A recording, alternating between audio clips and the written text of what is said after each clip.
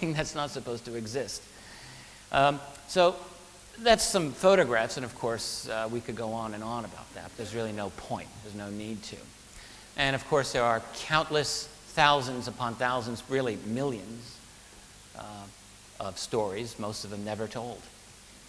It's the funny thing about this topic that at this point, I don't know how many people I've spoken to who've had UFO sightings, and I would say a large majority of them, for most of their life, don't really tell anybody. They may tell their wife or husband, or not.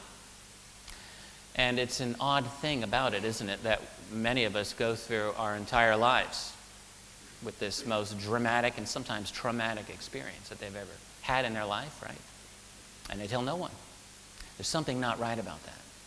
We're dealing with this awesome phenomenon frequently, mostly in an atomized, isolated way, in a non-coordinated way.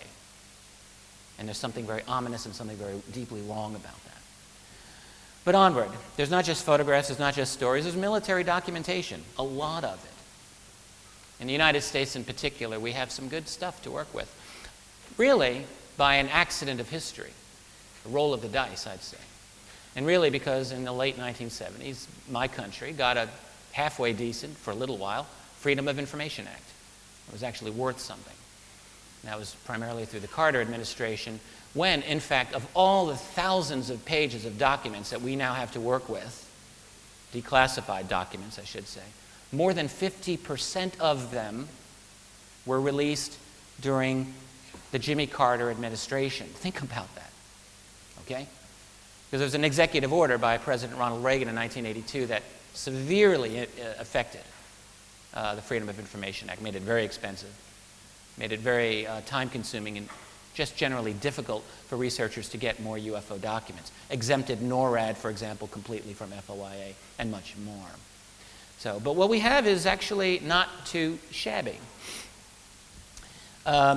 This is maybe a top 15 or so. You could probably choose your own. I happen to like all of these.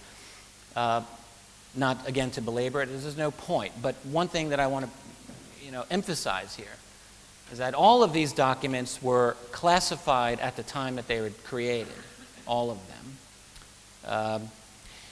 And all of them describe really